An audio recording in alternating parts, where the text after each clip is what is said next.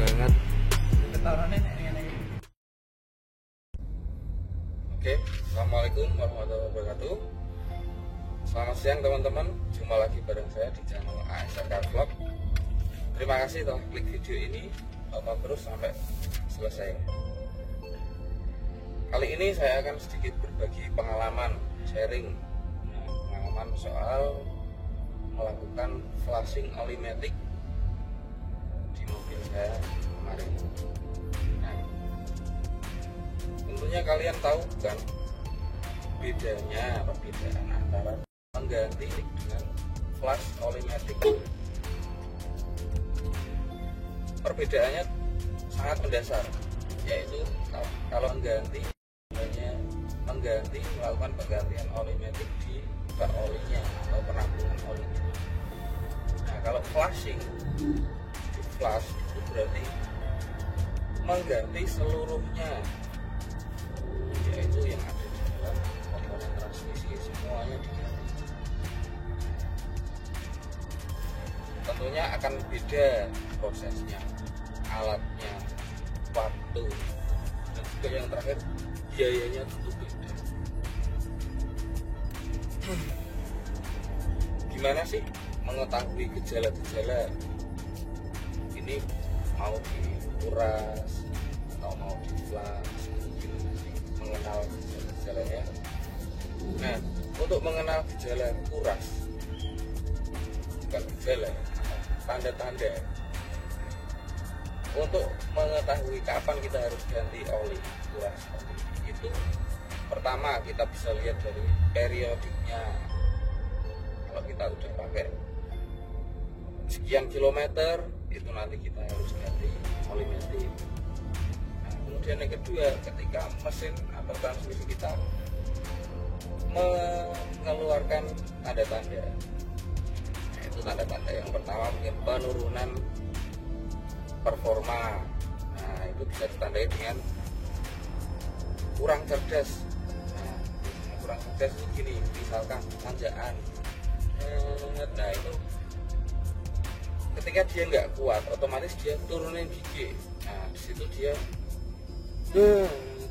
kayak nyendat, hentakannya itu telat, jadi ada delay, ada jaraknya. Jadi itu yang saya rasa kurang cerdas. Kemudian yang kedua, tanda penurunan performa itu ketika kita dari netral masukkan ke gigi D, itu terjadi hentakan, jadi kayak semacam nyendat. Nah, kemudian ciri-ciri yang ketiga itu kapan kita harus ganti, itu bisa ditandai dengan delay, lemot. Ketika kita dari gigi netral kita pindah ke gigi D, itu lemot, jadi jalannya itu lama. Soalnya kalau matic kan nggak kita gas, kalau masih normal itu juga tetap jalan, meskipun pelan-pelan tapi tetap jalan. Itu dia delay. Kemudian kapan kita harus ganti oli matic yang ketiga, nah, itu ketika kita baru beli mobil, baru dapat mobil, tapi kebetulan situ ada service recordnya. Oh, ini saya udah mau waktunya ganti.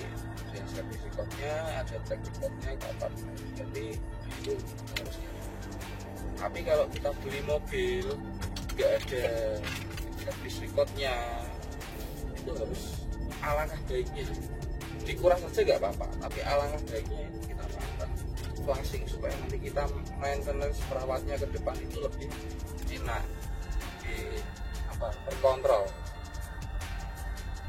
Jadi itu kita bisa tahu kapan kita harus ganti atau kapan kita harus kuras. Di situ kita pasti akan tahu. Nah, kalau kita melakukan penggantian oli atau flash itu pakai ATF changer. ATF changer itu mesin untuk mengganti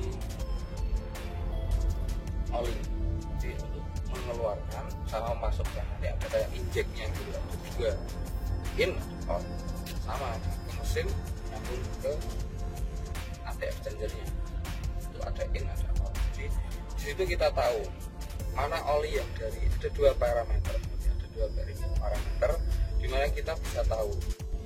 Jadi dari ATF changer itu nanti ada dua parameter. Yang pertama itu ada kayak silinder, kaca silinder itu yang menunjukkan oli bekas dari mesin, dari dalam mesin. Yang sebelah kiri, yang sebelah kanan itu nanti ada tabung kaca juga kayak neraca gitu modelnya. Itu untuk oli yang baru. Jadi kita diinjek yang in itu masuk ke mesin, dari ATF changer ke mesin, yang out itu dari mesin ke ATF changer. Nah, di situ juga ada volumenya, berapa liter kita melakukan flushing itu. Soalnya bermacam-macam, ada yang hanya 8 liter, ada yang 10 liter, macam-macam tergantung dari tingkat kekeruhan oli maticnya, oli transmisinya. Kalau semakin keruh, nanti semakin banyak yang dibutuhkan oli penggantinya, makanya semakin mahal. Kalau saya kemarin, pengalaman saya kemarin itu melakukan flushing itu, saya habis 8 liter. Kebetulan dia udah keruh, cuma enggak keruh banget, masih bagus katanya. Alangkah baiknya jadi flushing, kita habis 8 liter. Nah, dan biayanya kemarin itu saya kan pakai ATF, kebetulan masih saya ganti jadi ATF. Kemarin saya ATF 8 liter itu habisnya olinya 712.800, dan kebetulan ada promo tiap penggantian terus filter oli ya, jasa ATF nya 90.000 situ. Nah ya betul, tapi kebetulan saya kemarin sekalian ganti sama oli mesin, jadi saya habisnya itu sekitar 1,3 juta ya, 1,3 juta.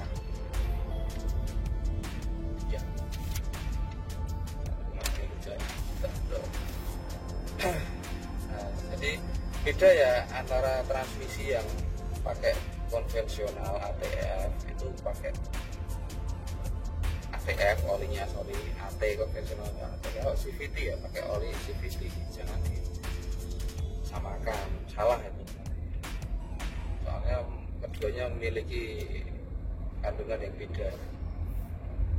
Kemudian apa sih hasilnya setelah diganti atau di flushing gitu, apa sih bedanya? Nah, setelah di flushing atau diganti itu yang saya rasakan, transmisi jadi halus, kemudian yang kedua responsif. Yang paling saya rasakan ketika saya ganti oli transmisi itu.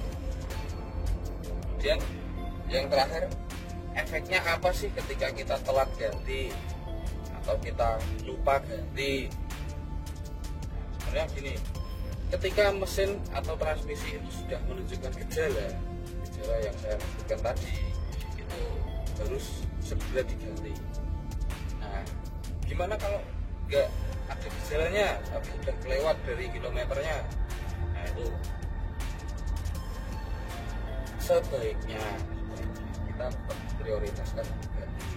Kenapa? Karena untuk mengantisipasi kalau transmisi matic jebol atau perbaikan itu nantinya butuh biaya yang sangat mahal, bukan kayak manual. Kalau manual, oh ininya ganti, kampasnya kampas komplek ini ganti, nggak semudah itu. Cuma kalau matic itu lebih ribet, lebih mahal, lebih berhati-hati.